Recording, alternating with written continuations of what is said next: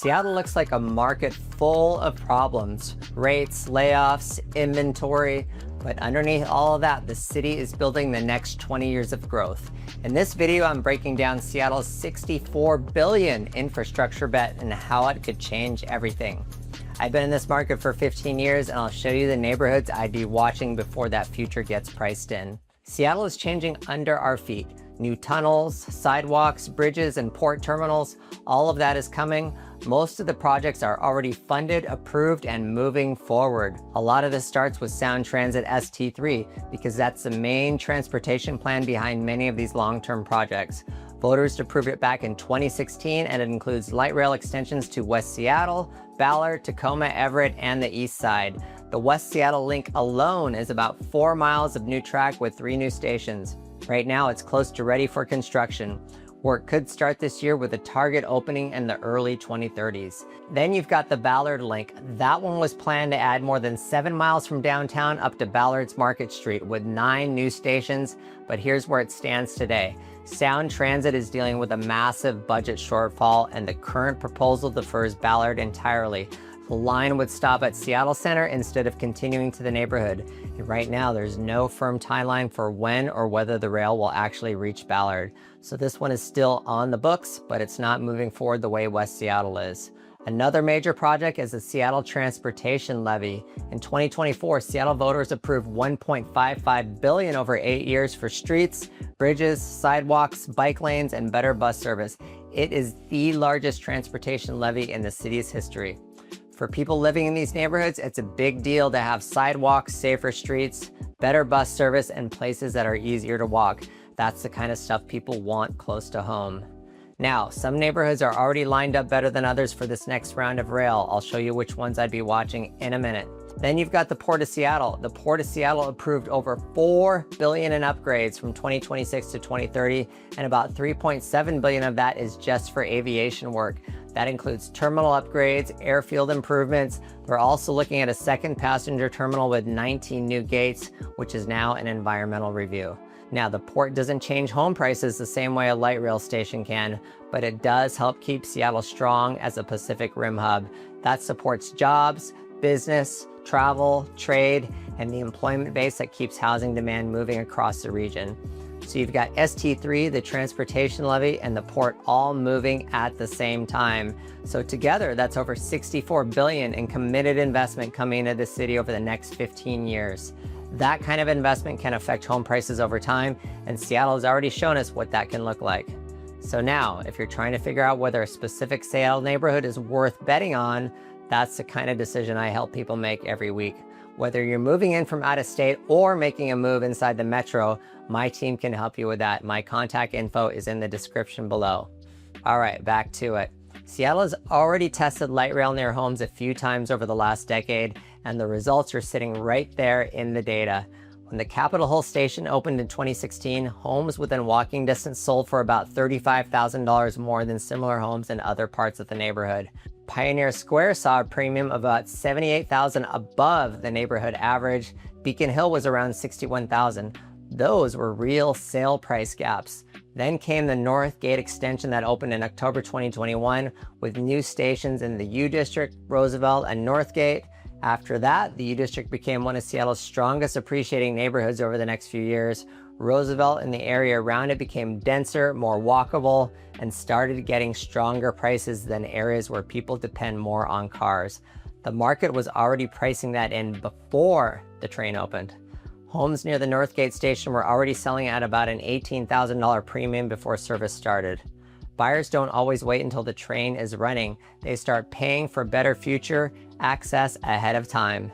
Now, we're seeing the next chapter with the 2-line, also called East Link. The full line opened late March, connecting downtown Seattle to Bellevue, Mercer Island, and Redmond. The numbers are already starting to reflect that.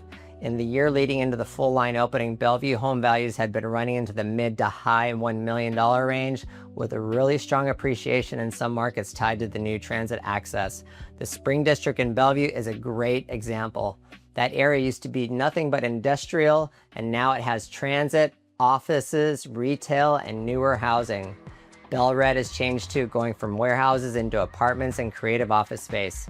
It's the same land, but with different values. But before anyone goes out and buys just because a light rail line is planned, there is a risk here that can cost you real money. I'll explain that in a minute. Now, the broader East Side market has cooled a bit, and higher mortgage rates and tech layoffs are still putting pressure on the whole metro.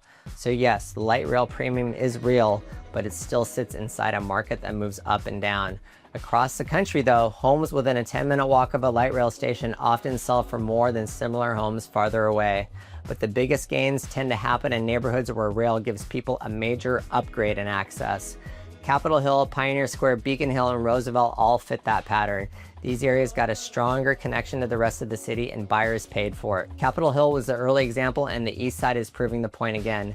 Now, a few Seattle neighborhoods are starting to line up for that same kind of rail-driven upside. There's a point in every big infrastructure cycle where some buyers move early, while everyone else is still waiting to see what happens. Prices are still based on how the neighborhood works today, not how it may work once the new access is in place. That's where a few Seattle areas are sitting. So if you're buying or if you're thinking long-term, these are the places I would personally be watching. My #1 pick is West Seattle, especially the Junction and the Admiral District. I think this is the closest match to Capitol Hill back in 2015. West Seattle has always had its own character. You've got the Junction with walkable shops and restaurants, Alki Beach nearby, and a strong neighborhood identity. The downside has always been access. It can be harder to get downtown because of the Duwamish River and Elliott Bay. The light rail extension is meant to fix that problem. West Seattle home prices are sitting in the mid to high 700s for the neighborhood median. The Admiral District runs a little higher into the low to mid 900s, and some pockets push into the low 1 millions. And the market is still competitive. Homes are getting around 3 offers on average and selling in about 1 to 3 weeks. The key is that West Seattle is still priced like a place where most people need a car to get downtown. But once construction starts and the opening timeline gets clearer, that discount can start to close. I service West Seattle, so if you want to know which streets give you the best setup, that's exactly where I can help. Now, Ballard is a little more nuanced. On its own, it's one of Seattle's most desirable neighborhoods already. Walkable district, breweries, restaurants, the locks, that old maritime character mixed with newer housing and density. Single-family homes have been running in the mid to high 800s into the low 1 millions. So if you love Ballard, it can still be a great place to buy no matter what happens with the light rail. Then you've got South Kirkland and Issaquah. This is a long-term East Side play. There's a planned line connecting South Kirkland to Issaquah with 4 future stations. Issaquah City Council has already approved the next planning steps. So now the timeline on this one has been pushed way out though, with the latest estimate around 2050, so that is a long time. But Kirkland and Issaquah are not priced today because of the rail. Their value already comes from what people want there now. That is Kirkland's waterfront character and established neighborhoods, and Issaquah's outdoor access. The rail plan is already on paper. If it does get built, it could give Kirkland and Issaquah another boost down the road. I service these areas too, so if you're looking at the East Side as a long-term move, let's talk. Those are the areas I'd be watching, but knowing where to buy is only half the deal. You also need to know what can go wrong, and that's a part a lot of people skip. Sound Transit has a long record of running over budget and getting delayed, and if you're thinking about spending hundreds of thousands of dollars based on a future light rail station, you need the full picture before you make that move. The West Seattle Link is a project I just said has the cleanest setup, but the cost has climbed in a serious way. Back in the 2021 plan, it was estimated about $4.2 billion. Then the cost jumped to more than $7 billion, almost double the original estimate. Now, after adjusting the plans, they brought it down to around $5 billion. But even with that lower number, it is still a major jump from where this started. Besides, the original timeline had this opening years ago, but construction still hasn't started. The full ST3 program has a projected funding gap in the mid-30 billions. The total costs across the full Sound Transit plan are now around $185 billion. That's a serious problem. A gap like that forces hard choices. Some projects move forward, some get redesigned, some get pushed back. Now, the one to watch closely is Ballard. The Sound Transit Board is looking at a new plan that would build West Seattle, Everett, and Tacoma, but push Ballard back.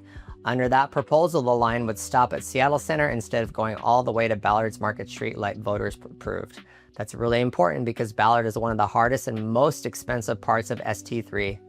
It needs a new downtown Seattle tunnel, and the federal review has already been delayed. So until that gets resolved, the project cannot move into design or construction. So buying just because rail might come someday is a real financial risk. If the timeline slips, if the project gets cut back, or if Ballard Rail doesn't happen for another 20 or 30 years, you don't want to be the buyer who paid extra for a station that never shows up. The safer way to look at this is pretty simple. Buy in neighborhoods that already stand on their own and also have future infrastructure upside. Avoid areas where the train has to show up for the price to make sense. Some places that pass that test are West Seattle Junction and Admiral. They work with or without the train. And right now, the Ballard extension itself is facing some real uncertainty in Sound Transit's budget, so that rail premium isn't something I would price in yet. Now, Kirkland and Issaquah work because of their east side fundamentals, so the rail would be a bonus later. That kind of thinking protects you from betting everything on a timeline that may change.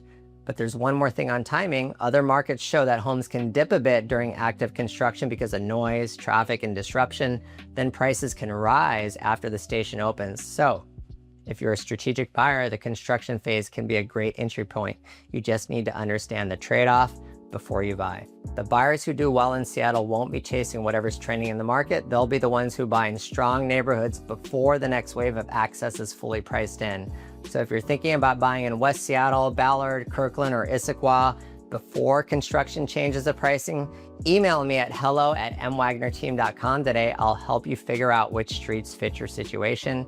And if you want the bigger picture beyond light rail, I linked my full breakdown of Seattle's mega projects, from the new waterfront to the sports arena changing state building code. Watch that before making a 10-year move in this city. Thanks for watching. I'll see you in the next video.